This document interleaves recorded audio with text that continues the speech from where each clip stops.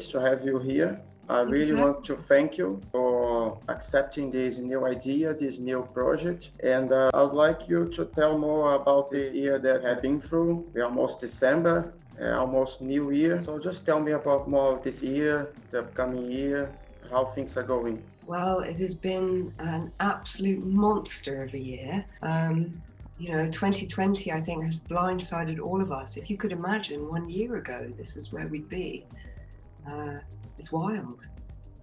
However, there has been some really positives of pulling together, people understanding and reprioritizing what's important to them, and pulling together as a community, caring, making sure that the people who are vulnerable are looked after. And it's for me personally, it's made my relationships really important. It's made me appreciate those close to me and those far from me, and how I took for granted. I've left little parts of my heart all over the world, with fans, with friends, with producers. I've had such an amazing ride up till now that this year has made me incredibly grateful, and just to appreciate the adventure I've been on and I've been able to share with you guys. I really want to thank everybody for pulling together, and those people who are sacrificing their life through not going to parties, their livelihoods. Thank you. It is worth it. It will be worth it. We're going to make it worth it when we come back and we dance together. Can you imagine? I mean, it's one thing to go to a party because you love parties, but to go to a party after 2020, I mean, we are gonna explode. I would like a little bit now to talk about the whole of your career. I've made up some questions, and I think you got really some interesting stuff to tell to people. Some people will not know it, obviously between you, but I would start from the very beginning. Okay. I know a little of your story. I know you from years, but I would like you to summarize how your solo career actually started, how it actually got going. Well, I've always been very much into music, into singing, into making up songs. That's something that's a part of me since I was a kid. I found it a way of relieving emotional pressure is to make up songs and sing them. I think when I was a teenager, I was in a jazz band, and I had the privilege of playing with musicians of just incredible caliber, who were all decades older than me. And I was really sort of quite green and inexperienced, and that opened my eyes to truly the musicianship of jazz and the jazz clubs in Montreux. And after that, I got into psytrance music, and like many of my friends, the first time you hear psytrance, if it gets you, it's almost like you don't listen to anything else. For the first decade before I started my career, I was listening to psytrance in the morning, at night, and to go to bed. I was listening to it, to go to sleep to. So it really was a passion for me, and I guess I am a product of this scene. So before I became the vocalist of psytrance,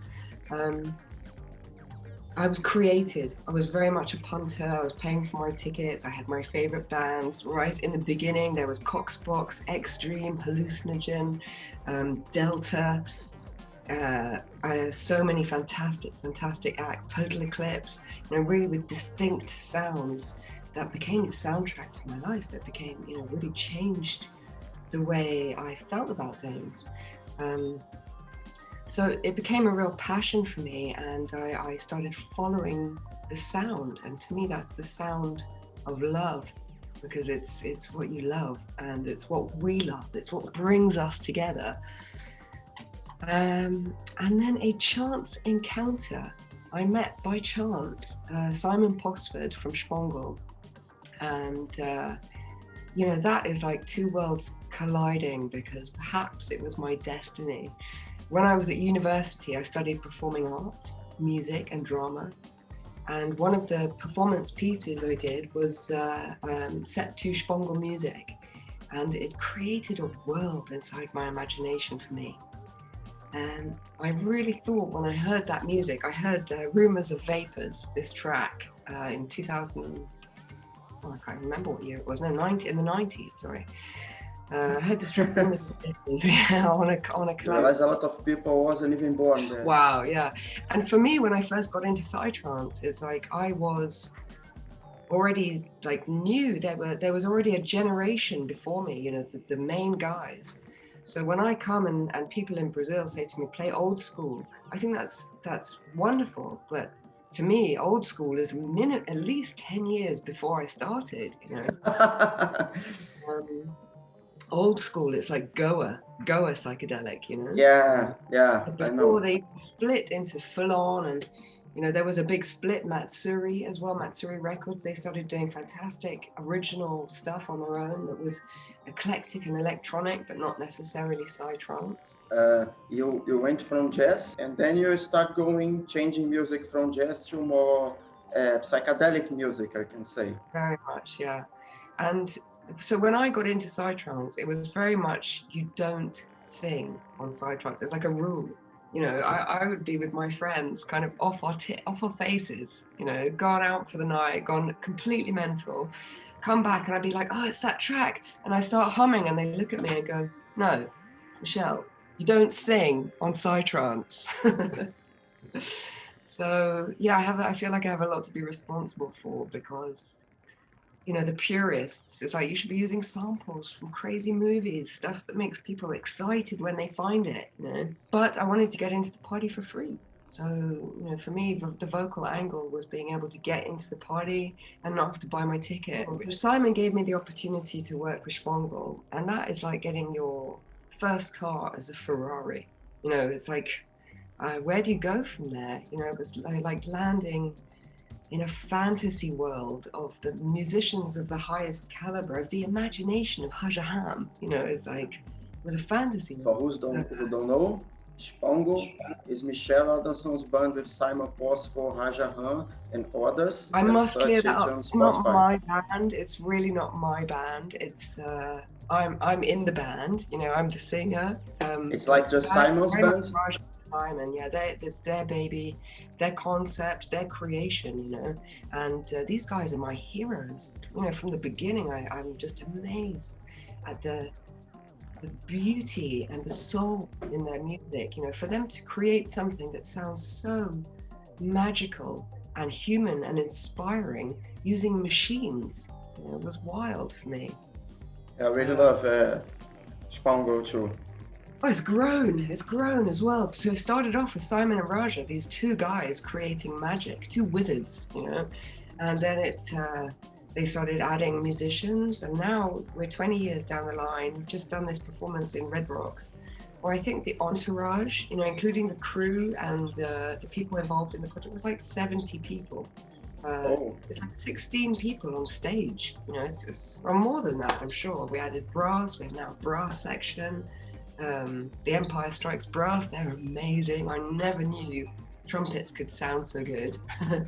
Yeah, I saw on the DVD, the 2004 or 2007. Right, yeah. The DVD, you got there, you see a lot of old musicians. I then had the chance to work with Infected Mushroom, and I'm a huge fan of Infected Mushroom. And we made the track together, Fly Agaric. That's hallucinogen with Infected Mushroom and my vocals. I See Myself. It was my first psytrance release, 145 BPM. A minor, probably, F sharp. And then after that, I worked with Asterix for Closer to Heaven, and then Sub 6 for Bad Boy.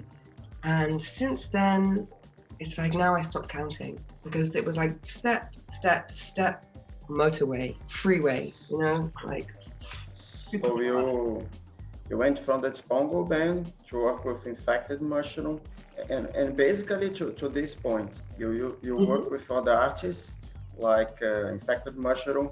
Then the second one you worked with would be Asterix. Now, you would just provide the vocals, or would you actually be with them and do more than just the vocals? No, in the beginning it was only vocals. You know, when I first went into the studio, it was a new language to me. you know, I remember sort of being 18 or 20 or whatever it was, and even the word Ethernet back then, I didn't know what an Ethernet cable was, you know, and so to come into this world was just going right in the deep end. And in the beginning, I just absorbed, and I did the vocals.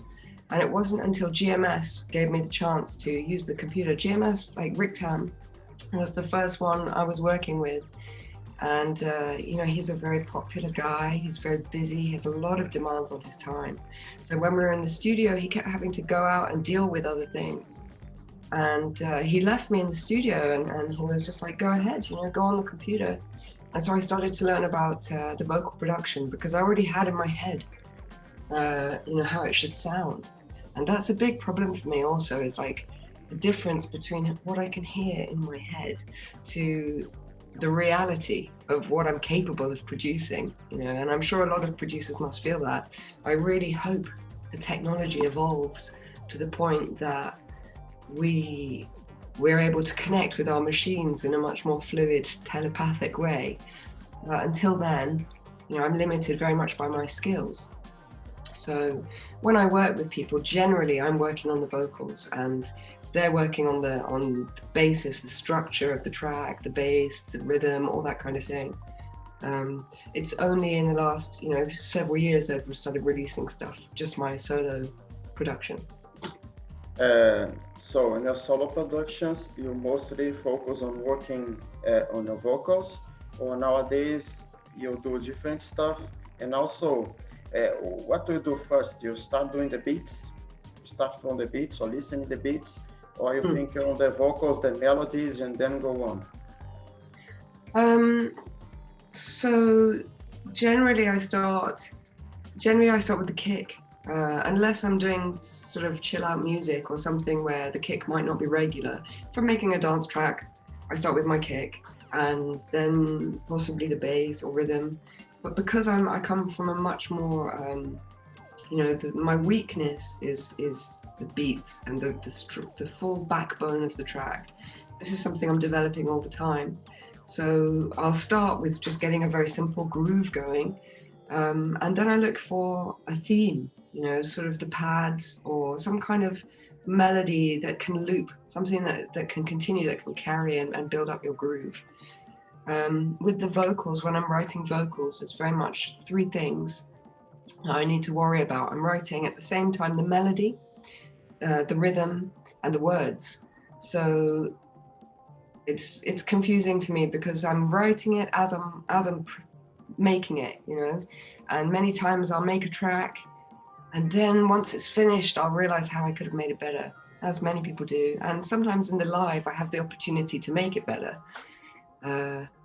but I have so many things to work on. I wish that I had more time just to say, okay, now I'm going to just make the melody, now I'm going to just make sure the rhythm is tight and the words, but it's not like that. It all comes at once, and it's a kind of mixing pot that you have to make it all work together at the same time. Since you mentioned the stuff about your live performance, you know, that you can make it sound better on the live performance.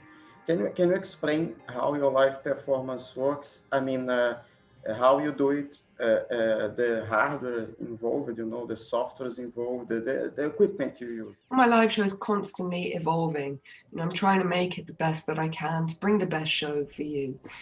So in the beginning, when I was younger, it was just important for me to prove myself, and I was really trying to make it as close to the CD as possible. Now that I've been doing the same tracks for many years, I really try and evolve it so that I'm having the most fun, with you, you know, and that we enjoy ourselves together. And then you can make something really original. So in the beginning, it was very karaoke. You know, my first live show, I must credit to a guy called Dan Label, who works in the Forum in Beersheba in Israel. And this guy believed in me. He was like, I want to see your solo show. And I was like, I don't have a solo show. And he said, yeah, you do, go on. And so I looked, and all the music I'd released was 40 minutes. And I said to him, look, I have 40 minutes of music. He was like, that's fine, you come and play that.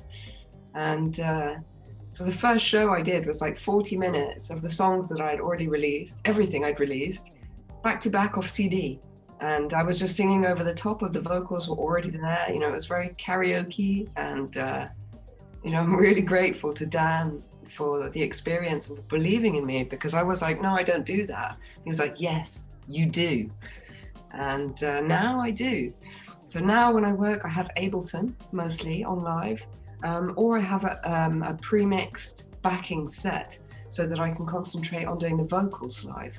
Because I'm not trying to push myself as a DJ, that's the difference. I really am a songwriter, and I'm bringing my vocals, my live feminine element to the party. So I use a machine called the TC Helicon Voice Live. There's different boxes. Let's see if I can show you this right now. So this is the one I use on stage. Oh, And I see. so what we have here is like, let me see. So I have my pre-programmed kind of presets. Let's see, we'll go back to number one. You see, I might go to Voyage. Yeah, I can see. Oh, you put on the tracks you're gonna sing in there. It's already set for the track. Yeah. So I already have these presets built, you see? Yeah, And, I wanted to have them, yeah.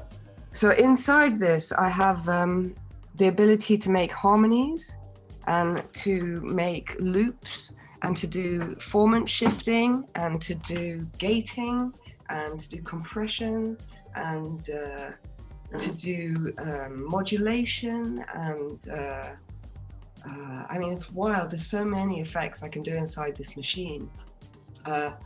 Also, it means that because when you're working with vocals in a club environment, there's obviously a big problem with the feedback, you know? So to be working with a four on the floor and vocals, it can make a really harsh, horrible sound.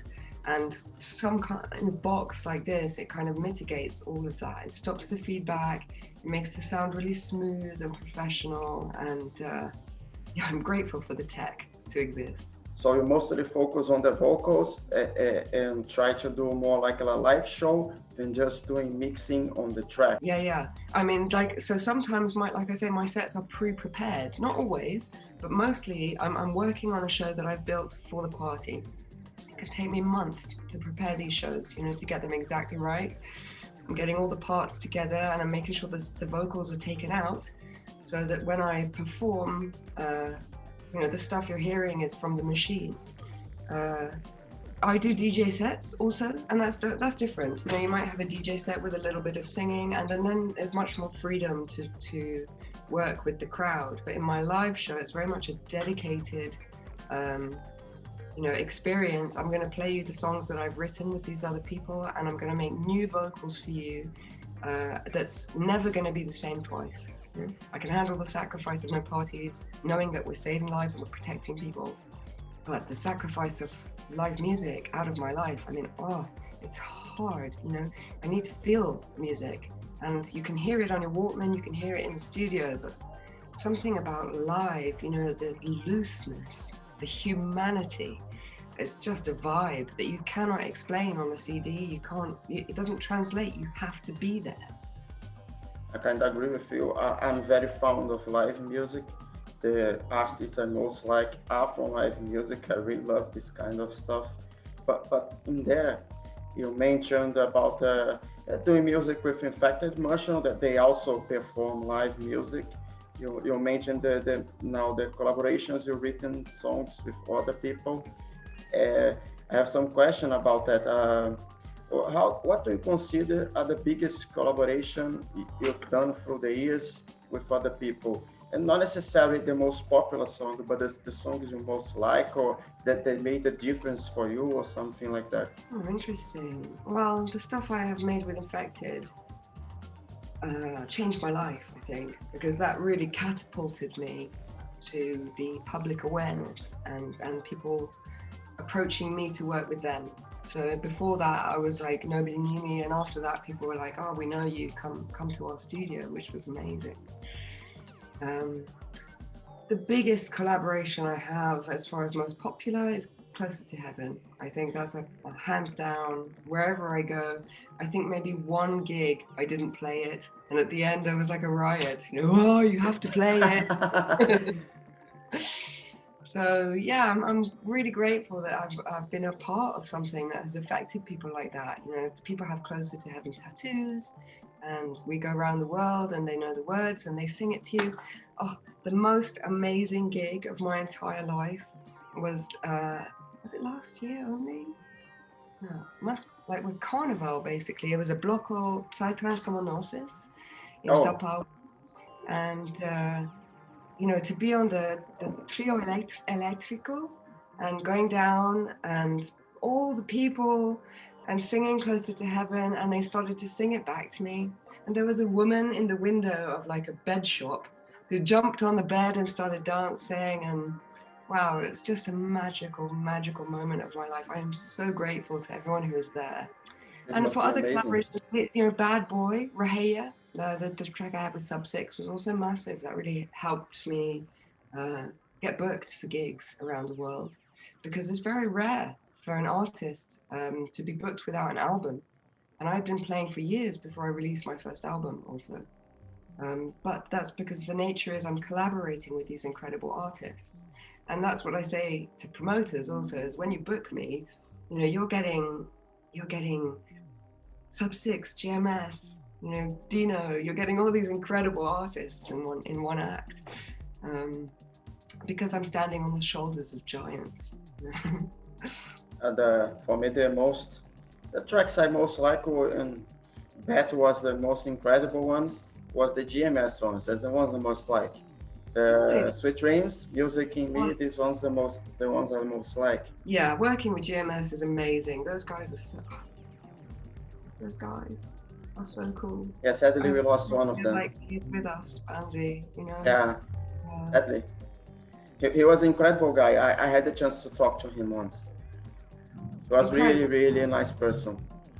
And also, they have an awesome music since the beginning. They are really old school guys, and to this day. So talented, so fast. I mean, those guys, they work. Wow. You're gonna get a whiplash on your neck just from watching them work, because the music progresses so quickly. Super talented guys and big hearts, so generous. Really, they support an entire community around them. And I have so much respect and gratitude to those guys. Well, to this day, what kind of music you're listening now or the past year that actually makes you make more music? What's your influences now? That's a good question. I think when you're at home, it's totally changed for me, Psytrance, because Psytrance is dance music. It's music we need to experience collectively and loud. So it's just not the same when you listen to it at home. And you can put it loud and everything, but there's something about that collective stomping experience on the dance floor. So I think when I'm at home, I listen to all sorts of music. I like to listen to different internet radio stations. In fact, I even listened to one radio station from Sao Paulo. I can't remember the name of it now, but they play 90s music. I try to keep my mind open, chill out, and music with live instruments and music from my friends. I listen to a lot, obviously. I couldn't even narrow it down for you, really. I've been lucky enough to have some friends who have really opened my musical education, like Gus Till, for example. He's a genius, the guy. Used to be on Flying Rhino Records. And, he gave me a load of avant-garde jazz, and also Juno Reactor gave me some amazing music. Juno Reactor is a big one. Juno Reactor also fantastic taste in music as well. What a smart, super genius guy. So for me, that was very interesting. Seeing Juno Reactor live, the Mutant Theatre, was the first time I've experienced something that's even close to Spongo. And so to start with, when I watched the show, it's amazing. If you ever get the chance to see Juno Reactor, you must, because it's spectacular. I've seen him once, but solo only. Right. Yeah. Well, no. His music, as I'm a fan since the very beginning. I should have mentioned him earlier. But the Mutant show is just so wild, And for the first time I went to watch it, there was this girl who came out in like skin tight holographic spandex and a pink wig. And within 5 seconds, I was in love with her. You know, I'm standing in the front like, oh my God, I love you, you know? And so it's the first time I started to understand the effect. You know, I never really thought about what I'm doing because I'm up there, I'm just doing what I do. I love it, you know, I love it. But it makes you realize, wow, it's when you're down here and you look up there, you're like, oh, I love you. And I like to be a part of that as well. And for me, the difference between the Juno show and the Spongel show is that Juno's show is very stylized. You know, it's all very coordinated and it looks so streamlined and cool and stylish, you know? And it's like, it seems quite organized, like Ben's concept. Ben Watkins has this incredible concept and he's brought it to life. Whereas the Spongel show to me is more like, it's just a bunch of absolute freaks. You know, we are all crazy magicians in our own way, and everybody just comes on stage and they do their own thing, and there's no control, and anything could happen, and you just don't know at any moment on which part of the stage the magic is actually happening. Since I'm a really fan of live music, I really want to see live instruments. I believe that is the true source of music. If you're playing live vocals, I mean, the vocals are already live there, you're singing, people are joining you, but if you could have another musician with you, some kind of other instruments, what would you put to stage with you in your Michele Adamson solo play? That's a really good question. I would love to have more musicians involved in my show. I have to get to a level of success that I can afford it. Cello is one of my favorite instruments. I don't know how we would mic it up or get it involved in a psytrance show. Yeah, if anybody in Brazil is in a town where I'm playing a show and they have cello, you come along, you're so invited. But I had this experience in Rio, maybe 2008 or something like that, before possibly, where I was in a house on the cliff in Rio, and it's where I first met Claudinho, you know, and he brought his drums, and there was like a shaman guy there, and he had all these crazy instruments from the Amazon, like rattles and all organic pieces of plants that made noises. And then there was another guy on drums also, and a guy on guitar, and the four of us, we just started jamming. You can find it on YouTube. I think it's like Michele Adamson Chill Out something. I'm wearing orange, and it's just like no rehearsal. We didn't know each other, but we met and we just started making these sounds very organic together. And that was such an amazing experience, you know. When you're on the road, the advantages of being a solo act is that if you want to go, you go. And if you need, you know, it's all very sort of on your own rhythm. Whereas if you're in a band, obviously you want to go, you have to tell your guy you want to go, and he has to go and tell his friends goodbye, and they have to tell their friends goodbye, and everything goes very slowly. But at the same time, you have that dynamic energy between people, which you don't have when you're on your own, you know. So I rely completely on the audience for my synergy, for my feedback. And you know, the people of Brazil they bring me to tears of joy, because they have shown me so much love and magic and passion and fun and smiles and incredible dancing that I'm addicted. I'm completely, you know, I'm at your mercy. So we would love to have a cello on stage. Cello is hard to carry, but it's actually possible. Yeah, cello. Oh, there's an electric one, you know, but there's also drums. I think Yoni from Ace Ventura. When he was Yoni Oshrat. Oh, Yoni Oshrat. He used to play drums in Cysex live. So he had like a little. Oh, amazing! I didn't know that. Amazing. Oh my God. So good. Yeah. You know, so I think Goblin was doing the music, and he would play and just any element like that that's live, it just adds like more than one part. You know, it's crazy. Suddenly it adds 100-fold emotion, and the crowd love it because they can see this is something that's happening now, never to be repeated. Exactly. Right? It's something special that even if the musicians are just there by themselves, it's not happening. You know, it's only happening something in between the musicians and the listeners. You know, it's not you, the crowd, it's not us, the DJ, it's the in between. It's a dynamic, elastic push and pull, and we play a game together. I love it. So the years I've been passing through, you met all these people, and but really you see that things changes a lot. For example, Psysex, I think they are not together anymore. Yoni has his own project. Your music changes. A lot of people change their own music. I think that's a bit natural. The years go on and people start making new music. Can you tell me what changed most in your music, or what keeps changing? What leads your music to new kind of stuff? Well, that's hard to quantify, because even if I did nothing, I think my music would still change because I'm changing. However, I think I'm really, it's so important to me to up my game, to constantly try to improve.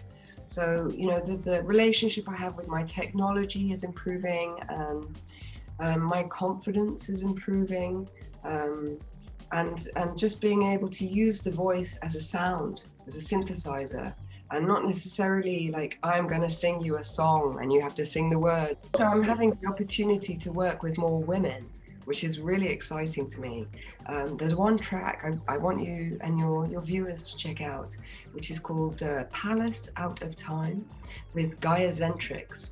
And this female artist has, oh my gosh, she's so powerful. I met her in Germany because I played after her. So I arrived on the stage and I heard this music and I'm like, oh my God. And this beautiful goddess playing it, you know. And so we had the opportunity to work online, and this music to me was really the music of the future, because there's something about it is so joyful. And, you know, for me, good music, it has to be edgy. You know, it can't be too happy or like too sad even, you know, it needs like that dynamic edge. And a lot of the music I do in psytrance, you know, so it's all in a minor key, and you can't really be happy. So it's all kind of like wistful, and Saudade is an amazing vibe for psytrance, you know. But this music I wrote with this woman is joyful. It's an explosion of hope and optimism, and yet it's still fucking cool because the beats are fat and heavy and monstrous, and her bass lines go everywhere. She throws all the rules out the window, you know, things are changing. The bass line, that's what changes the most for me in psytrance. In the 90s, bass was always one note, you know. And so there was a revolution around 2005 with Gabby from Record Machines, you know, so they changed the note and everyone's like, mind blown, oh my God, there's more notes. But that's because also psytrance is very much about the trance. It's about, you know, disconnecting from the commercial. It's about disconnecting from the rules of like verse, chorus, verse, bridge. It's more about, we are just going to put ourselves in this state of mind and hold it for 5 days, you know, or a week or whatever. You know, psytrance has changed a lot from that. I think that it is becoming into many different genres, and some of the genres, especially that I'm working with, like the full-on morning, it's, you know, it's more like a radio trance. It's trance for the people. It's trance for the women. It's trance for us to have a good time and celebrate in the sunshine, you know? In England, you don't have happy psytrance. It just doesn't exist, you know? It's been difficult for me to succeed in my own country, as it is for many artists. You know, you have to go and be a success in the rest of the world before you can come back. Because, you know, in England, it's much more Northern Europe. And the further Northern Europe you go, like Swami trance and forest trance and Sweden and Finland, you know, this is dark psy. It's like Even the samples are like, the maggots shall seek the light, and the demons will consume your soul from the crack between the nothing. And, and I love that. I love it. But, it's difficult for me to succeed in a scene like that when I'm coming along like, hey, I'm so happy. We'll be happy on the dance floor. And they're like, fuck off. No, we want to show that we're So yeah, I think maybe I'm a little bit too happy for psytrance. That's because Brazil makes me so happy. I really want to thank you for all you said or we're talking through. Would you like to say something else? Would you like to add something? Okay, you have to excuse me because I don't speak Portuguese, mas eu quero dizer obrigado também a você. Eu sou namorado, não, apaixonado do Brasil. E eu tenho muitas coisas. I owe you guys so much. So thank you, Marcus. You've been a fan and a friend to me for many, many years, and it's people like you that have made my experience enriched and opened my eyes and widened my horizons. And I am so, so grateful. Thank you a lot, and I must thank you too, because I've seen really awesome live performance, awesome music. I mean, you never stopped, you never gave up. I've known you since I first met you like 2012, but before that I really knew the music and all the live performance. Always been good, and I, as a fan now, I must really say thank you. Thank you. And for the number of people that actually sees you live, I mean, young people that don't even know you, they start to know you like this year or last year. From what I see, they start to know you and they immediately love you. You just go on. The feeling is mutual. That's what I can't believe. So is the crowd in the psytrance is like, I would expect every year the crowd to get younger because I get older, but the crowd stays the same. But it's not so. We are a tribe, a family, worldwide, growing together. There is no age limit. There is no restriction. It's not us or them. We are together. We are one loving family, and we celebrate through the beat. And I hope that we can continue this loving respect that we have for each other. Also, thank you for all. This is like the first attempt on this. You're doing good. You're doing great stuff for our scene. Thank you. It's very new to me. I'm still learning this stuff, and I hope this works.